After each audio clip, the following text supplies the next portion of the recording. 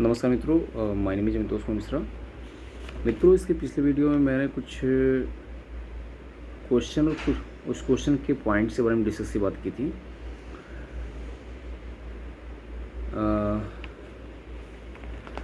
और ये question related है कि स्कूल के एंट्रेंस एग्जामिनेशन से।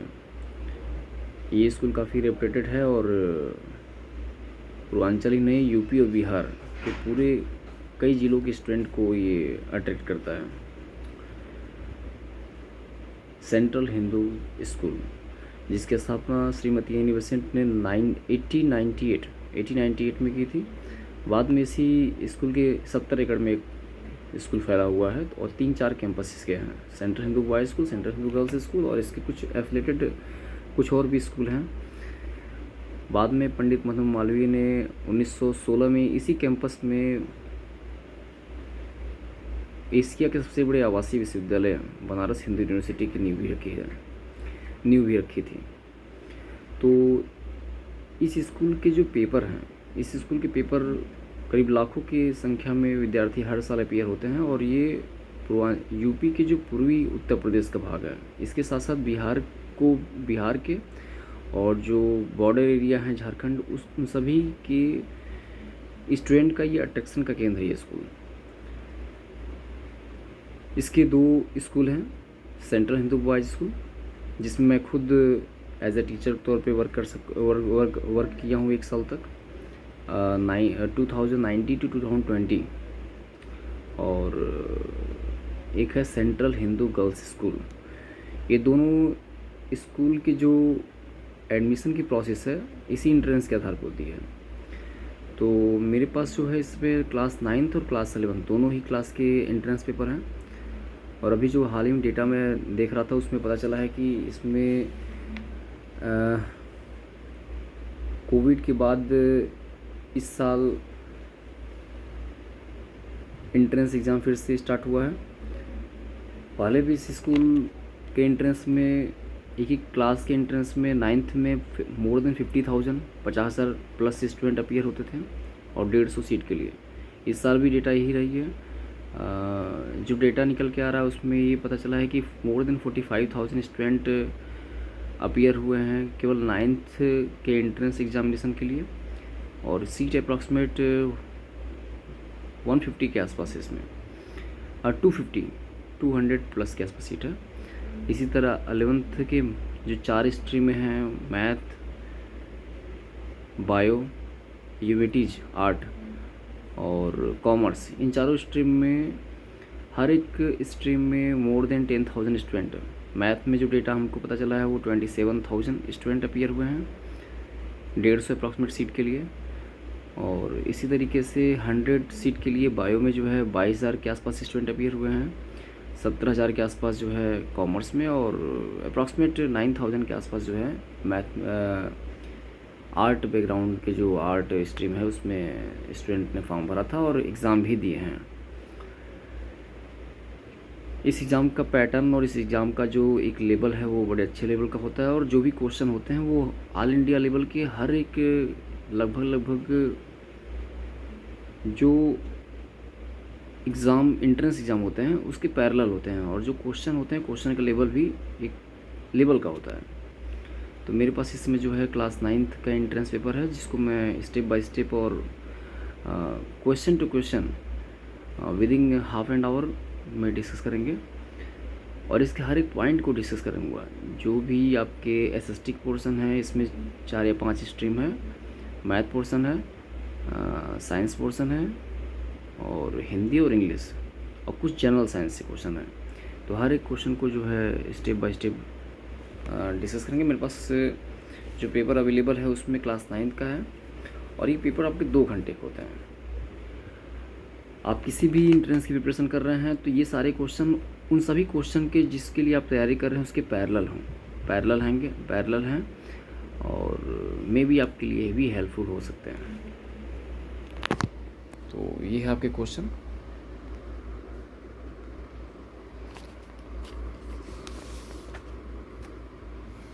मित्र, जो फर्स्ट क्वेश्चन है इसमें ये मेरे स्कूल के एक स्टूडेंट ने इसको एंट्रेंस दिया था तो उसका ही पेपर है। और 2024 स्कूल एंट्रेंस टेस्ट 24, और ये है उसका जो है ओवरऑल फॉर्मेट पेपर का, ये आप देख सकते हैं पेपर है जो। तो स्टार्ट करते हैं क्वेश्चन नंबर फर्स्ट। ये सारे इंस्ट्रक्शन लिखे हुए हैं और 2 घंटे पेपर है, 100 मार्क्स के।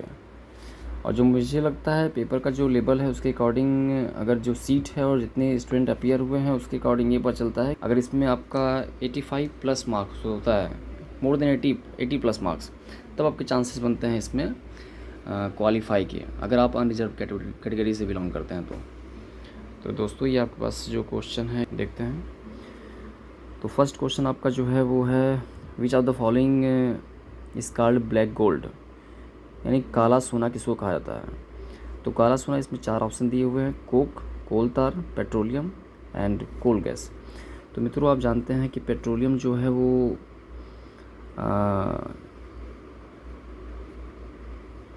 काफ़ी यूजफुल है, और इसके जो लेयर बाय लेयर जो पार्ट होते हैं तो वो हर एक फील्ड के लिए यूजफुल है। तो इसकी इम्पोर्टेंस को देखते हुए इसको क्या कहा गया है, काला सोना कहा गया है। तो petroleum is a correct option. जो आपके कोल गैस है, तो कोल गैस का जो आपका जो होता है वो carbon monoxide plus S2 plus N2,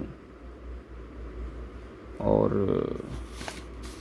इसमें आपके जो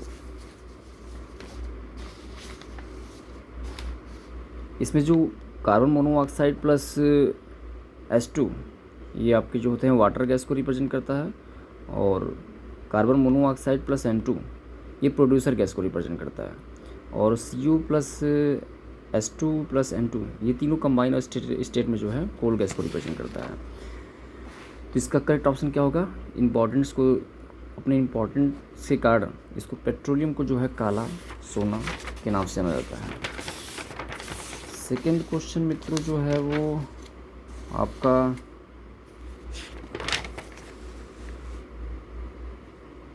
large scale storage in grain is done in, बीजों को बड़े पैमाने पर भंडारण कहाँ किया जाता है। तो मित्रों पता होगा कि बीज जो होते हैं वो जो किसान खेतों में बोते हैं तो उसकी भंडारण के लिए सबसे जो बड़े स्तर पे बात किया गया है।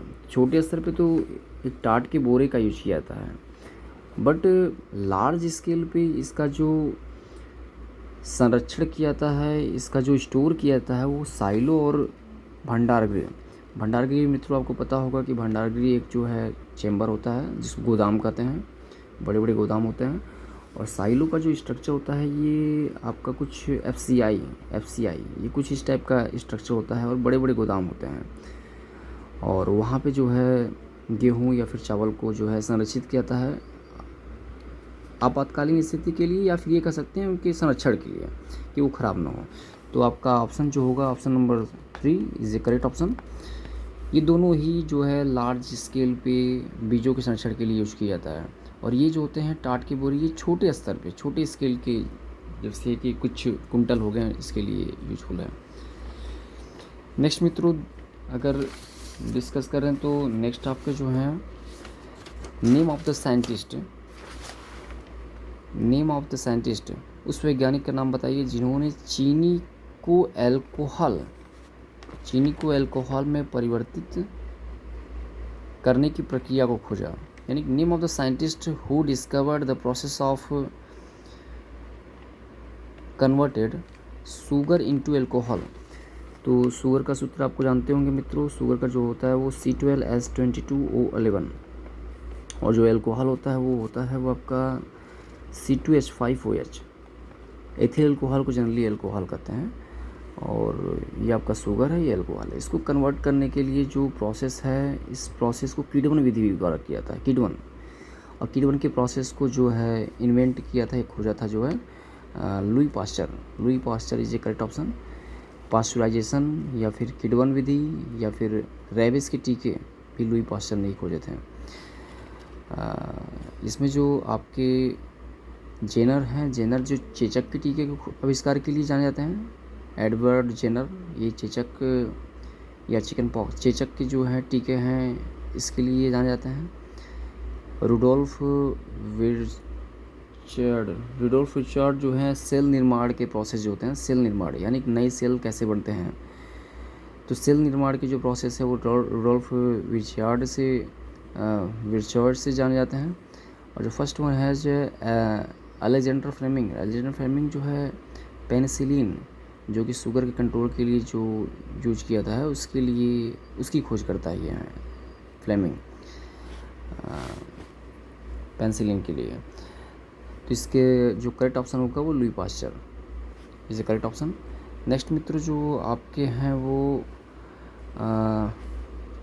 दो species of plant and animal which are the found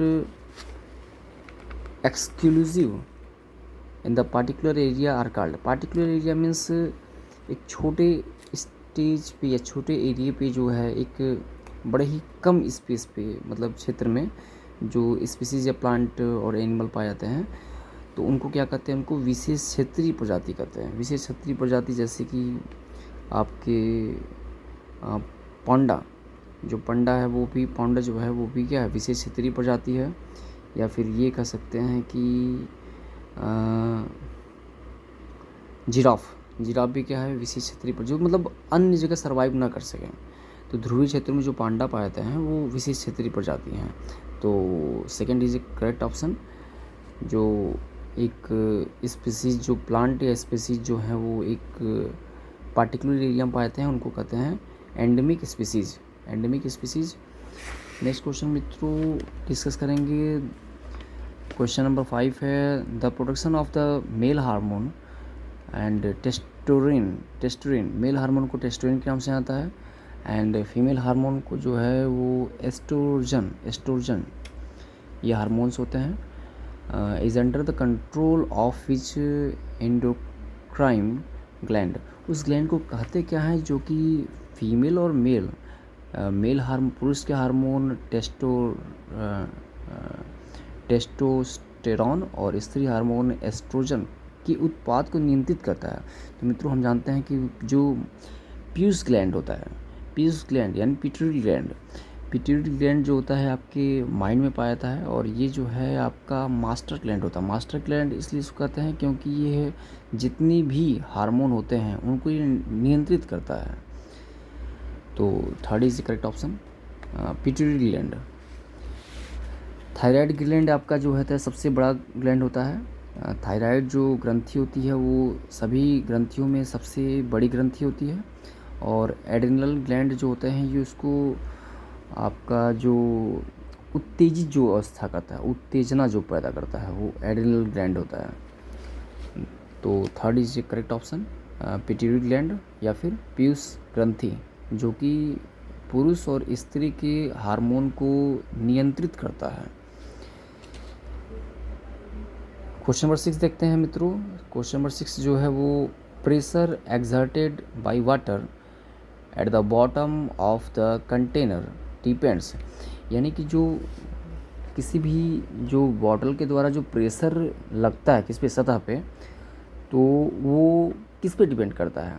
तो मित्रों डिपेंड करता है हाइट पे, क्योंकि आप जानते होंगे कि mgh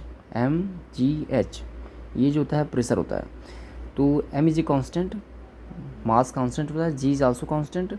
इसमें ये दोनों कांस्टेंट हैं। चेंज क्या हो रहा है, चेंज आपका जो हो रहा है वो h हो रहा है। तो हाइट जितनी अधिक होगी प्रेशर उतना ही अधिक होगा, हाइट जितनी कम होगी प्रेशर उतना ही कम होगा। तो second is correct option height of column of container. यानी पानी के स्तंभ की ऊंचाई पे जो है वो निर्भर करता है कि जितनी ऊंचाई अधिक होगी तली पे प्रेशर उतना ज़्यादा होगा, जितनी ऊंचाई कम होगी तली प्रेशर उतना कम होगा। Second is correct option. Next मित्रों देखते हैं तो the frictional force exerted by the fluid is called. यानी जो फ्रिक्शनल फोर्स होते हैं, फोर्स आप जानते होंगे मित्रों, स्लाइडिंग फोर्स होते हैं, फ्रिक्शनल फोर्स होते हैं। तो ये जो फोर्स हैं फ्लूइड, यानी कि फ्लूइड के केस में जो फ्रिक्शनल फोर्स होते हैं एक्सर्टेड बाई फ्लूइड, इसको क्या कहते हैं, इसको मित्रों ड्रैग कहते हैं। यानी कि जो आपके ये फ्लूइड में जो फोर्स होते हैं, तो इसमें आपके यहाँ से ये फ्लूइड बह रहा है, तो इसकी अपोजिट डायरेक्शन में जो है एक फोर्स लगता है। इस फोर्स को जो कहते हैं, क्या कहते हैं, इस फोर्स को जो हम, इस फ्रिक्शन को क्या कहते हैं, फ्रिक्शन को हम ड्रैग कहते हैं। यानी कि अपोज करता है नदी के बहाव को जो है, या फिर जो भी तरल पदार्थ होते हैं वो जिस डायरेक्शन में मूव करते हैं उसके अपोजिट डायरेक्शन में एक फ्रिक्शन फोर्स लगता है, जिसको हम क्या कहते हैं, ड्रैग, कर्षण कहते हैं। क्योंकि स्लाइडिंग मित्रों जो होता है वो आपका, जैसे इस केस में स्लाइडिंग होता है, यहाँ पे कोई अगर बच्चा या सरक रहा है तो यहाँ पे जो अपोजिट डायरेक्शन में जो फ्रिक्शन फोर्स लगेगा इसके सरकने के, वो स्लाइडिंग फोर्स लगेगा। रोलिंग फ्रिक्शन तब होता है जब कोई भी ऑब्जेक्ट यानी कि अपने सेंटर के अराउंड गोल गोल घूमता है, तो इसके घूमने की इधर जा रहा है ये, तो इसके अपोजिट डायरेक्शन में एक फोर्स लगेगा जो कि इसकी गति का विरोध करेगा, तो ये आपका रोलिंग फ्रिक्शन होगा। कॉन्टैक्ट फोर्स कब लगेगा, जब आप किसी को धक्का देंगे, तो धक्के की, जैसे आप दरवाजे को धक्का दे रहे हैं तो दरवाजे के अपोजिट डायरेक्शन में भी एक फोर्स लग रहा है, जिसको हम क्या कहेंगे, कॉन्टैक्ट फोर्स कहेंगे। बट ड्रैग एक ऐसा फोर्स है जो कि फ्लूइड के केस में लगता है। फ्लूइड का अगर बहाव इस डायरेक्शन में है तो इस डायरेक्शन में इसका विरोध करते हुए एक फ्रिक्शन फोर्स लगेगा, जिसको हम क्या कहते हैं, ड्रैग कहते हैं। तो fourth is the correct option. Next मित्रों देखेंगे तो अल्ट्रासोनिक, ये आपका दिया हुआ है पराश्रय श्रव्य, और एक और होता है अल्ट्रासोनिक वेव होता है, एक अल्ट्रासोनिक होता है और एक अल्ट्रासाउंड होता है। तो यहाँ पे दिया हुआ पराश्रय जो कि चिकित्सा के अनेक समस्याओं के अनुसंधान एवं निदान के लिए प्रयोग किया जाता है। तो इसकी आवृत्ति फ्रीक्वेंसी के आधार पर जो ध्वनि होती है, इनको 3 भागों में डिवाइड किया गया है। एक होता है अवश्रव्य, एक होता है पराश्रव्य, एक होता है श्रव्य। तो जो श्रव्य होता है, श्रव्य, इनको हम खुली कानों से सुन सकते हैं। इनका जो रेंज होता है फ्रीक्वेंसी का, वो 20 to 20,000 के आसपास होता है। और जो पराश्रय तरंगें होती हैं, इनका जो फ्रीक्वेंसी होता है, इनको हम सुन नहीं सकते हैं। और इनका जो पराश्रय यानी कि इसको हम सुन नहीं सकते हैं, इसको केवल चमगादड़ सुन सकते हैं। और इनका जो फ्रीक्वेंसी होता है काफ़ी ज़्यादा होता है। आप फ्रीक्वेंसी जानते भी होंगे कि 1 सेकेंड में कंपन या दोलन करने वाली, ऑक्सीलेशन करने वाली जो वस्तु होती हैं, वो 1 सेकेंड में कितनी टाइम ऑक्सीलेट करती हैं। तो ऑक्सीलेशन जितना ज़्यादा होगा, फ्रीक्वेंसी भी उतना ज़्यादा होगा। तो ऑक्सीलेशन आपका मोर देन 20,000 अगर ऑक्सीलेट हो रहा है, फ्रीक्वेंसी हो रहा है, तो उसे हम क्या कहेंगे, पराश्रय तरंगे कहते हैं। तो पराश्रय तरंगों की जो फ्रीक्वेंसी होती है वो आपका 20,000, मोर देन 20,000 होती है। और 20 to 20,000 के आसपास जो होती है, 20 to 20,000, उसे हम क्या कहते हैं, उसे हम श्रव्य तरंगे कहते हैं। इनकी फ्रीक्वेंसी ये है। और जब फ्रीक्वेंसी 20 हर्ट्ज से नीचे होती है तो उसे हम क्या कहते हैं, उन्हें हम अपश्रव कहते हैं। अपश्रव तरंगे लेस देन 20 हर्ट्ज, श्रव्य तरंगे 20 to 20,000 हर्ट्ज, और पराश्रव तरंगे या फिर अल्ट्रासोनिक जो वेव होती हैं, उनकी जो फ्रीक्वेंसी होती है मोर देन 20,000 के होती है। तो मोर देन 20,000 के is correct option, option number 3। Next मित्रों देखा जाए तो which of the following part of I sensation,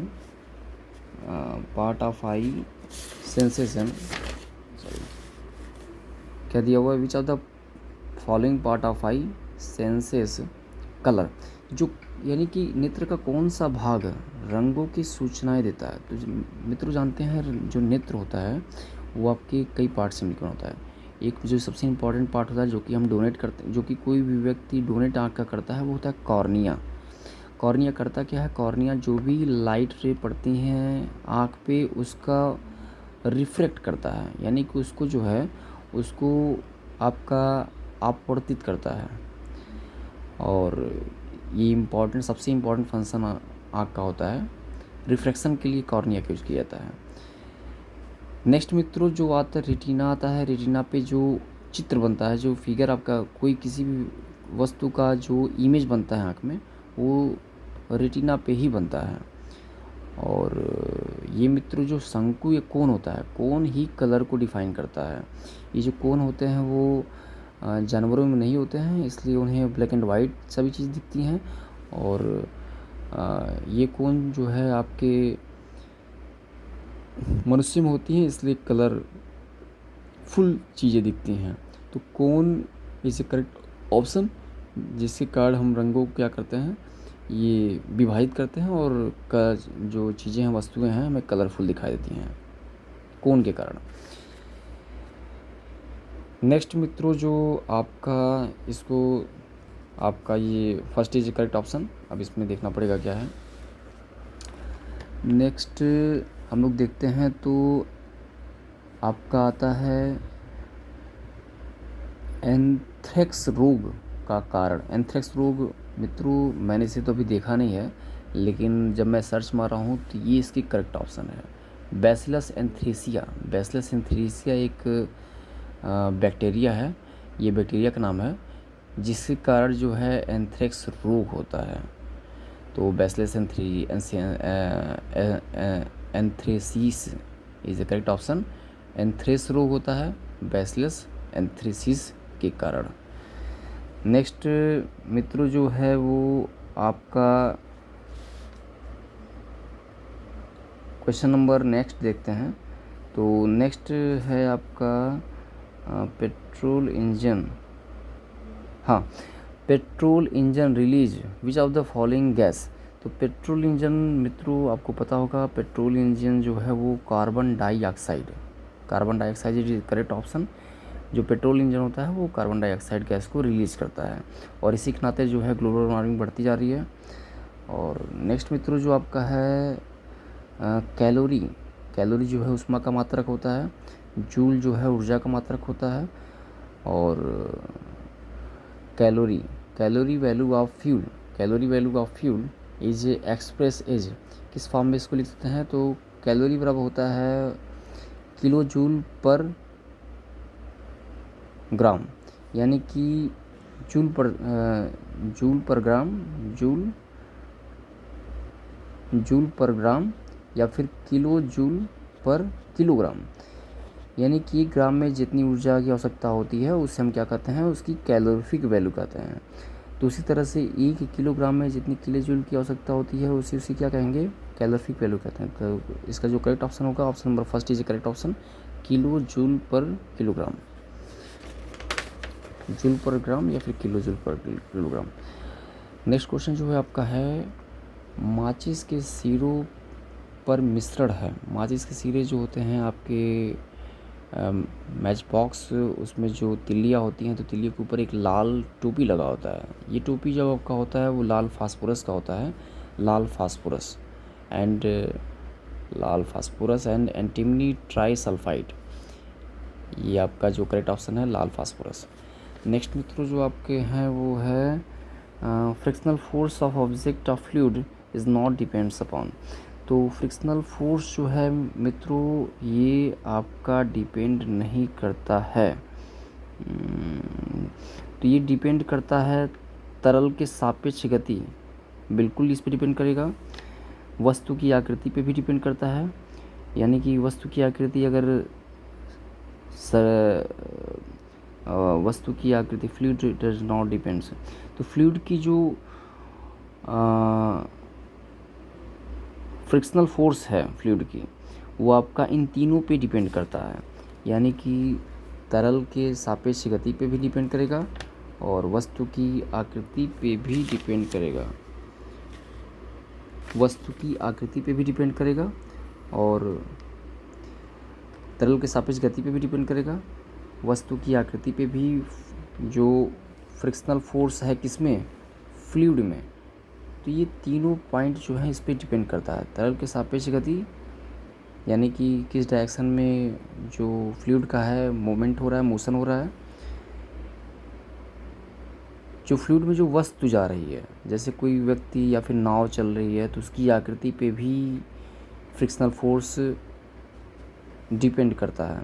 यानी कि एक बड़ी नाव है, उसका फ्रिक्शनल फोर्स क्या होगा, ज़्यादा होगा, और छोटी नाव है, उसका फ्रिक्शनल फोर्स क्या होगा, कम होगा।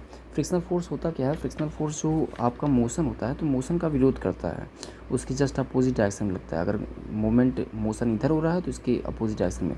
तो ये जो फोर्स होता है, ये फोर्स आपका तरल के सापेक्ष गति पे भी डिपेंड करेगा, वस्तु की आकृति पे भी डिपेंड करेगा, और तरल की प्रकृति यानी कि वो कौन सा तरल है, वाटर है कि वो ऑयल है, या फिर किस टाइप का वो बहुत ज़्यादा साल्टी वाटर है, या फिर, तो उस पे भी ये डिपेंड करता है। डिपेंड किस पे नहीं करता है, डिपेंड करता है वस्तु के द्रव्यमान पर डिपेंड नहीं करता है।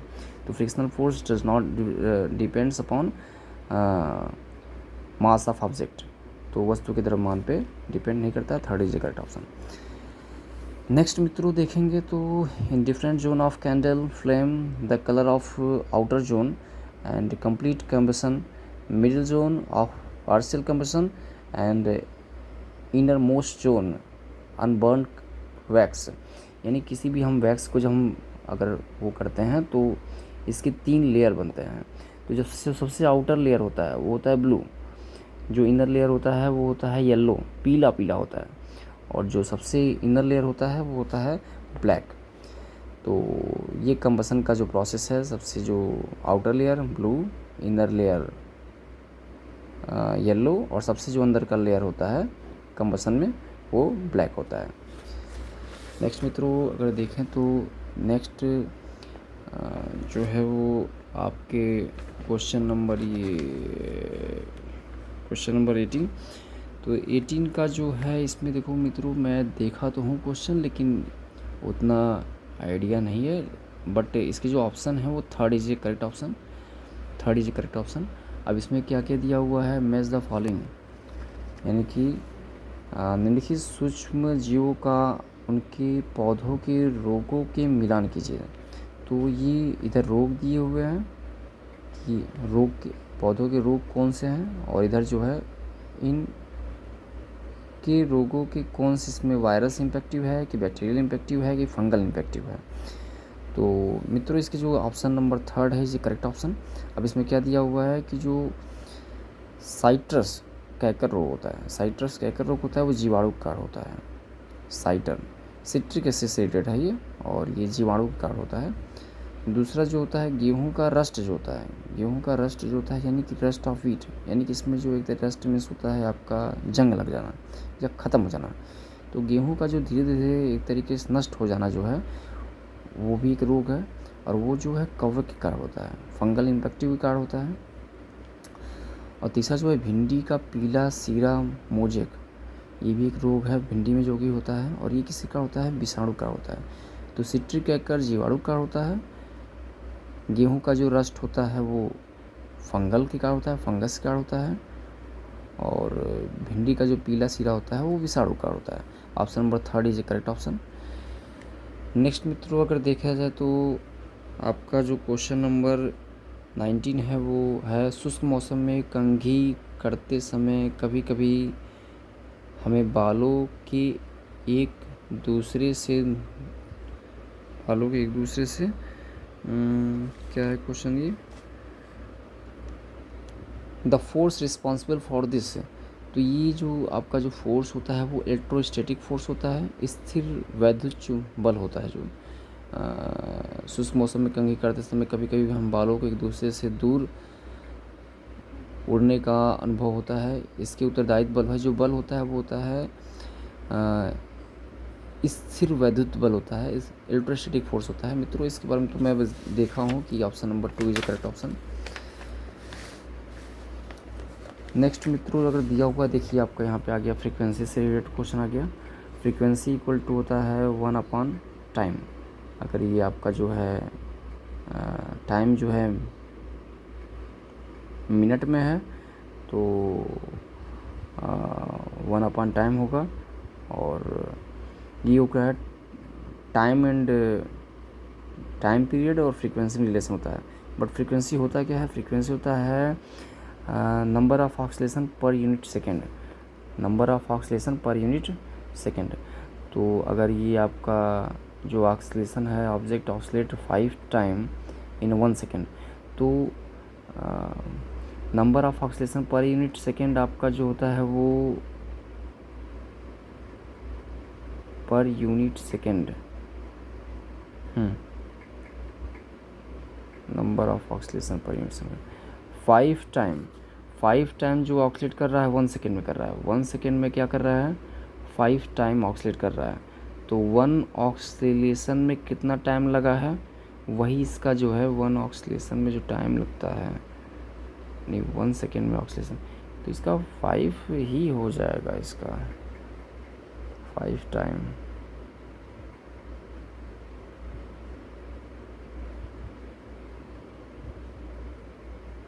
हाँ, इसकी जो फ्रीक्वेंसी होगी वो फ्रीक्वेंसी पर सेकेंड, यानी कि नंबर ऑफ ऑक्सीलेशन पर सेकेंड, इसकी जो फ्रीक्वेंसी होगी वो आपका होगा, फ्रीक्वेंसी इसकी जो होगी 0.5 हर्ट्ज, यानी कि 1 सेकेंड में number of oscillation 5 he hertz होगी इसकी, यानी 5 hertz is a correct option. ये 0.5 दिया है, अगर ये 0.5 दिया हुआ है देन 0.5 हर्ट्ज, बट अगर 5 दिया हुआ है then 5 hertz is a correct option. अब देखना पड़ेगा इसमें, ऑप्शन नंबर 2 इसमें लगाया है, लेकिन थोड़ा सा कन्फ्यूजन इसमें। नेक्स्ट मित्रों हिंदी के क्वेश्चन है, ये 20 क्वेश्चन आपके जीएस से रिलेटेड थे, साइंस है। अब 20 क्वेश्चन आपके हिंदी हैं। तो रंग लगाना जो मुहावरा है वो आपका है रंग लगाना, यानी कि रंग लाना, यानी कि उसका जो है एक जो किया गया काम है वो रंग ला गया, इसका मतलब प्रभाव उत्पन्न करना इज ए करेक्ट ऑप्शन। यानी कि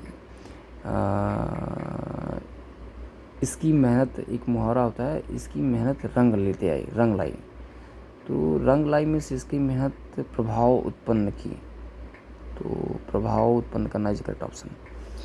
नेक्स्ट मित्रों जो होता है शुद्धवर्तनी जो है गरुड़, तो गरुड़ का जो है मित्रों गरुड़ जो है देखना पड़ेगा मित्रों, ये ऑप्शन नंबर बी जो है मे बी। श्री रामचरितमानस के रचनाकार जो हैं वो तुलसीदास जी थे, वाल्मीकि जो है वो रामायण के, वेद व्यास जो है महाभारत के, और इसके देखना पड़ेगा ये Shri Rajagopalachari is a first, ये कह सकते हैं कि आप वायसराय थे, ये भारत के स्वतंत्र भारत के पहले वायसराय थे श्री राजगोपालचारी। देशभक्ति में देश के लिए भक्ति यानी संप्रदाय कारक है, ये संप्रदाय तत्पुरुष है। ये संप्रदाय वहाँ होता है जहाँ पे के लिए, यानी कि जुड़ने से अगर बीच में इसका जो सेपरेट करेंगे तो देश के लिए भक्ति, तो देश के लिए में संप्रदाय। और अगर आपदान होता है, आपदान मतलब अलग होना, जैसे आम पेड़ से गिरा, तो आम पेड़ से अलग हो रहा तो आपदान कारक लगेगा। और नेक्स्ट मित्रों जो है वो मगही जो लैंग्वेज है वो मित्रों मगध के आसपास का क्षेत्र में बोला जाता है। और मगध का आप जानते ही हैं, मगध जो है वो आपका जो मगध का एरिया है वो आपका जो पटना भागलपुर और ये सब जो एरिया है वो आपका मगही का एरिया है। तो option number 2 is correct option. आसातित मतलब होता है आशा से अधिक, यानी कि option number 1 is correct option, आशा से अधिक, आसातित। नेक्स्ट उत्साह जो है मित्रों वीर रस है। और श्रृंगार जो होता है वो रति जो होता है वो श्रृंगार रस को रिप्रेजेंट करता है। और क्रोध भयानक रस को रिप्रेजेंट करता है। और तो यहाँ पे ऑप्शन जो है आप वीर रस को, उत्साह जो है वीर रस को रिप्रेजेंट करता है। वह मेरा घर है, तो मेरा यानी कि माई, तो ये आपका सर्वनाम विशेषण है, यानी कि सर्वनामिक विशेषता को रिप्रेजेंट करता है। वह बहुत सुंदर है, यानी सुंदरता को, यानी कि एक तरीके से कहा जाए कि वर्ब की विशेषता क्या है, वर्ब की विशेषता को रिप्रेजेंट कर रहा है। तो वर्ब की विशेषता इसमें है सुंदर है, लेकिन बहुत सुंदर है, तो प्रविशेषण यानी कि विशेषता के पहले जो यूज होता है उसे प्रविशेषण कहते हैं। तो प्रविशेषण ये है, प्रविशेषण है ये। जो बहुत बोलता है उसे वाचाल कहते हैं। नेक्स्ट जो है वो आपका पर्यायवाची शब्द नहीं देखना पड़ेगा इसको। नेक्स्ट आपका जो मित्रों है प वर्ग जो होता है वो आपको पता होगा। प वर्ग जो होता है वो आपके ओठ से निकलता है, प फ ब भ। तो आपके जो ओठ से निकलता है वो प वर्ग का उच्चारण के लिए इसका यूज किया जाता है। भीषण किस विशेष के लिए उचित है, यानी भीषण प्रेम तो यूज करेंगे नहीं, भीषण मधुर नहीं कहेंगे। तो भीषण युद्ध हो रहा है, भीषण युद्ध हो रहा है। तो युद्ध की जो युद्ध विशेषता है उसके पहले जो यूज होगा, तो युद्ध की विशेषता क्या होगा, भीषण युद्ध हो रहा है। तो भीषण इसके लिए जो होता है सबसे पहले विशेषण होगा, युद्ध का विशेषण जो होगा भीषण होगा। नेक्स्ट मित्रों जो ये आपका जो है विस्मय को रिप्रेजेंट करेगा, विस्मय बोध को रिप्रेजेंट करेगा। ये आपका पूर्ण विराम को रिप्रेजेंट करेगा, ये आपका अल्प विराम को रिप्रेजेंट करेगा, और ये आपका अर्ध विराम को रिप्रेजेंट करेगा। तो ये आपका जो है option number 4 is a correct option. ये आपका अल्प विराम और ये आपका अर्ध विराम। सप्तऋषि यानी कि 7 ऋषियों का समाहार, और 7 ऋषियों का समाहार जो होता है वो आपका द्विगु समास होता है। द्विगु समास option number 3 is a correct option. बहुव्रीहि में जो होता है ये भी आपके नंबर हो सकते हैं, लेकिन ये एक व्यक्ति को रिप्रेजेंट करता है, जैसे त्रिलोचन या फिर चतुर्भुज जो होते हैं वो भगवान विष्णु को नाम को कहते हैं, या फिर त्रिलोचन 3 नेत्र वाले शिव शंकर भगवान शंकर को रिप्रेजेंट करता है, या फिर लंबोदर जिनके उदर हो बड़े यानी कि पीठ जिनके हो, तो ये जो है गणेश जी को रिप्रेजेंट करता है। तो बहुव्रीहि समास में भी संख्या हो सकते हैं, लेकिन ये समाहार को न रिप्रेजेंट करके, जैसे दशानन 10 भुजाओं वाले, तो ये रावण को रिप्रेजेंट करेगा। तो इसमें भी नंबर हो सकते हैं, लेकिन ये एक व्यक्ति को रिप्रेजेंट करे तो बहुव्रीहि समास होगा, और एक समूह को रिप्रेजेंट करे तो द्विगु समास होगा। तो सप्तऋषि जो होगा वो द्विगु समास है। नेक्स्ट मित्रों देखते हैं, तो ये आपके जो क्वेश्चन है, ये धूल दूषित, आंधी आई और समूचा वातावरण धूल दूषित हो गया, समुच्चय बोध अवयव है। तो समुच्चय बोध जो है वो अवयव है समुच्चय बोध अवयव। इसमें कौन सा है, समूचा जो है वो समुच्चय बोध अवयव है। समूचा मतलब इसमें सारा इंक्लूड, धूल दूषित, समूचा इसमें समुच्चय बोध अवयव है, मतलब समुच्चय मतलब सारा इंक्लूड हो गया इसमें। नेक्स्ट मित्रों जो है अति अधिक, अत्याधिक, ये आपकी जो है यड़ संधि है। अत्याधिक, अति धन अधिक, अत्यधिक, तो ये आपके 4th is a correct option, और ये आपकी जो है यड़ संधि को रिप्रेजेंट करता है, ये अत्यधिक।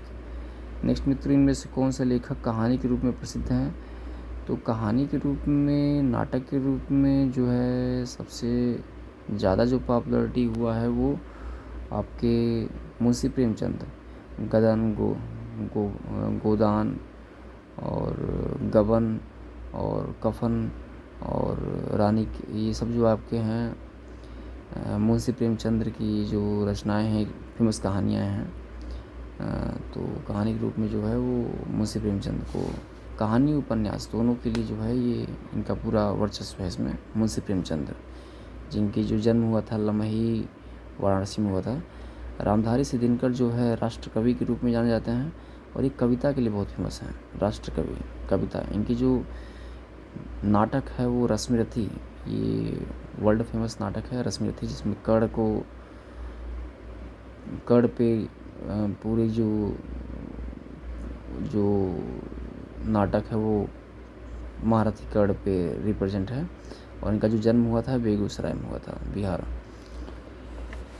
मैथिली शरदगुप्त को सुकुमार कवि के रूप में भी कहते हैं, और प्रकृति कवि भी रूप में भी इनको जो है जाना जाता है। नेक्स्ट मित्र जो है वो सच्चाई, सच्चाई, सच्चाई जो है वो एक तरीके से इसका भाव है, सच्चाई, भलाई। ये जो है गुण जो है जैसे सच्चा पुरुष, तो ये गुण है उसका। लेकिन जो सच्चाई हो गया, बड़ाई हो गया या फिर भलाई हो गया, तो ये भाव होता है, तो ये भाववाचक संज्ञा है। द्रव्यवाचक संज्ञा में क्या आ जाएगा? द्रव्यवाचक संज्ञा में आ जाएगा जैसे कि ठोस, बर्फ, या फिर आपका लोहा, लोहा द्रव्यवाचक संज्ञा है। सोना द्रव्यवाचक संज्ञा है। व्यक्तिवाचक संज्ञा में क्या आ जाएगा? व्यक्तिवाचक संज्ञा में आपका जो है वो है हिमालय, हिमालय जो है वो, या एवरेस्ट, एवरेस्ट जो है यानी जो पार्टिकुलर एक ही पर्सन को रिप्रेजेंट करता है। जैसे गंगा, गंगा जो है व्यक्तिवाचक संज्ञा है। भारत भी व्यक्तिवाचक संज्ञा है। और गुणवाचक संज्ञा में जैसे हो गया गुण जो है वो सज्जन, तो सज्जन जो है गुण है, लेकिन सज्जनता जो है वो भाव है। तो करेक्ट स्पेल्ड, ये एक्सेसरी, एक्सेसरी इसमें मैं देखा हूँ, तो option number 4 is a correct option. ACCESSORY, accessory is a correct option. Next मित्रों जो है इसको बाद में डिस्कस करेंगे। कुछ पॉइंट इसमें डिस्कस कर रहे थे, जैसे both the boys are intelligent, both the boys. तो यहाँ पे द का यूज द बॉयज़ नहीं, both boys are intelligent, both the नहीं लगेगा यहाँ पे आपका सीधे ये नो आर्टिकल कोई लगेगा नहीं। बोथ बॉयज़ आर इंटेलिजेंट, यानी कि ये बॉयज़ के बारे में ही बात हो रही है, तो both boys are intelligent. Option number 4 is the correct option. Next मित्रों, द मैनकाइंड, मैनकाइंड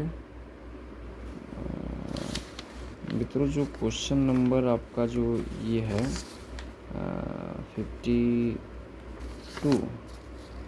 52, तो इसमें जो है ऑप्शन नंबर जो है वो first is a correct option, a mankind. An use नहीं हुआ क्योंकि एन जो होता है वो बावल के पहले यूज होता है। ये सभी आर्टिकल हैं, ये तीनों आर्टिकल हैं, और आर्टिकल में जो है एन का उपयोग वहाँ होता है जैसे जहाँ पे प्रोनाउंसिएशन में हिंदी के बावल यूज हो रहे हों, जैसे एन अम्ब्रेला, या फिर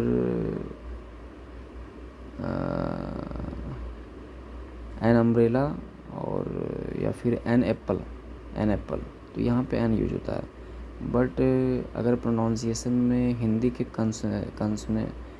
कंसोनेंट यूज होंगे तो वहाँ पे आपके अ यूज होगा। द यूज होता है जहाँ पे यूनिकनेस को रिप्रेजेंट करना होता है कि वर्ल्ड में उसके अलावा कोई है ही नहीं, जैसे the Ganga, the United state of America, या फिर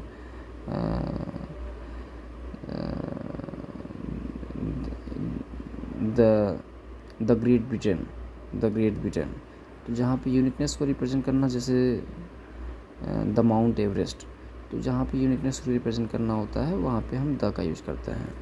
और जहाँ पे सिंगल वर्ड में जहाँ पे पावल की यूज होता है वहाँ पे एन एप्पल, एन अम्ब्रेला इस तरह का यूज करते हैं।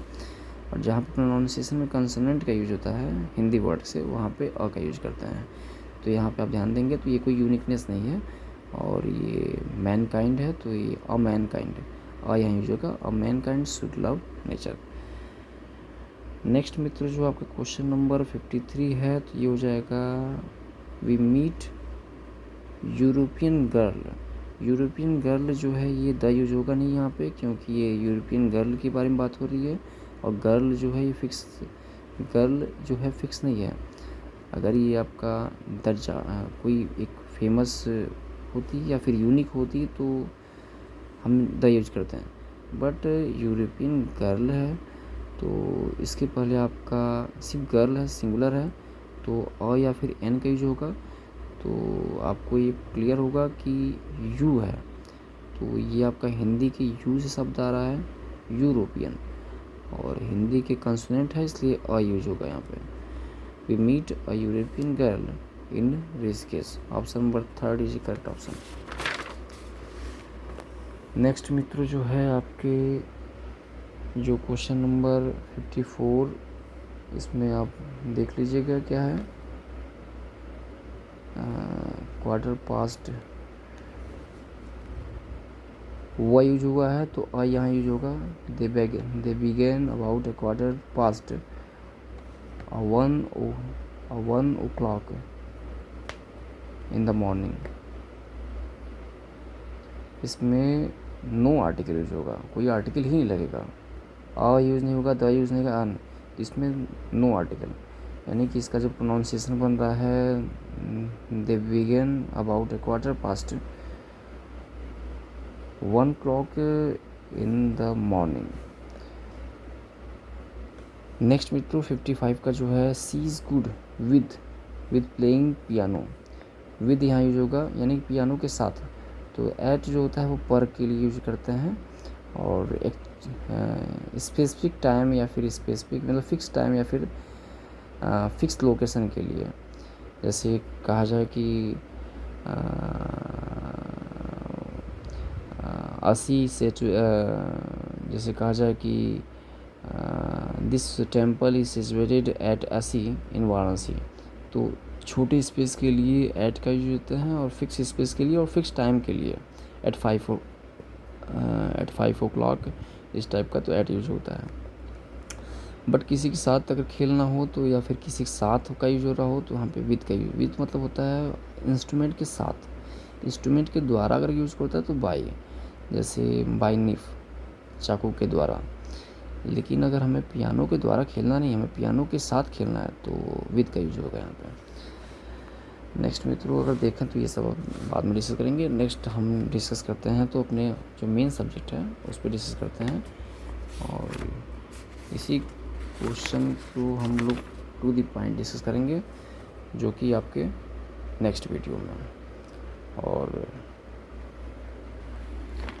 तो नेक्स्ट वीडियो में मित्रों जो मैथमेटिक्स जो भी क्वेश्चन है उसको स्टेप बाय स्टेप और सारे पॉइंट को जो है हर एक क्वेश्चन को अच्छे से डिस्कस करेंगे। तब तक के लिए thank you for watching. Thank you.